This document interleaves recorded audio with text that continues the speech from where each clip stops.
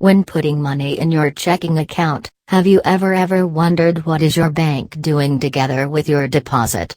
Does it enter a vault somewhere, and someday, you'll pull that exact dollar back out? Not exactly. When an individual deposits money into their checking account, the bank can then lend people that cash. The depositing customer gains a little amount of cash reciprocally, interest on deposits, and therefore the lending customer pays a bigger amount of cash to the bank reciprocally, interest on loans. To form money for itself, the bank keeps the difference. It are often quite difficult to know banking, since banks are complex and really different from most other businesses. A part of this is often because it can be hard to know what banks actually do, since they don't make any physical products.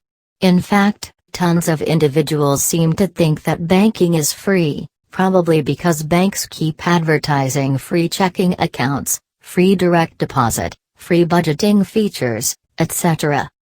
So how do banks actually work, and what does any of that need to do with you? Here's what you would like to understand. To fully understand how banks within the US make money, you would like to know a touch about the history folks banking. Traditionally, banks made money by borrowing from depositors at low interest rates, lending that cash at higher interest rates to borrowers, and pocketing the difference. Banking wanted to be heavily regulated, and therefore the joke was that it had been a 363 business, borrow money at 3%, lend it at 6%, and be at the golf links by 3 p.m. Most banks also charged a monthly fee to customers for maintaining a basic account. But, overall, service fees were low, constituting around 10% of total revenues. The wave of deregulation, beginning within the late 70s, changed this relationship.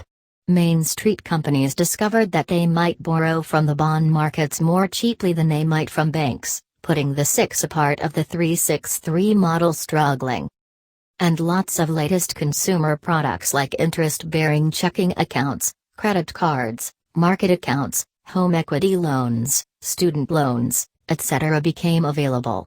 Banking became tons more complicated, so bankers couldn't just head to the golf links at 3 p.m. anymore. Two things ended up happening. Banks realized that the larger they were, the more loans they might make. With deregulation, the large banks grew even bigger by acquiring smaller banks. Banks also realized that a simple thanks to make extra money was to easily charge consumers more fees. How banks make money. There are 3 main sources of revenue in retail banking today. Net interest margin. This is often the difference, or net, between the interest paid to depositors and therefore the interest received from borrowers.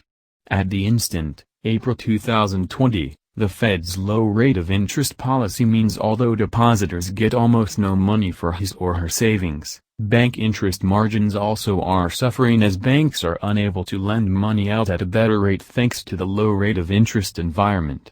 Many large U.S. banks are making margins around 3%, which, although on par with the 3 from the great old days of the 363 rule, constitutes much less revenue for banks as a result of deregulation and increased competition over the years. Interchange. Whenever you swipe a card at a store, the merchant pays a little percentage of a cash to the bank that issued the cardboard, called an interchange fee. For credit cards this is often around 1.8%, while for debit cards it's nearer to 0.3%. As long as Americans spend quite they save. It's an enormous revenue stream for banks. Fees. These are the fees that your bank charges you, including ATM fees, overdraft fees, late payment fees, penalty fees, etc. Costs of banking. There are tons of costs related to maintaining a bank.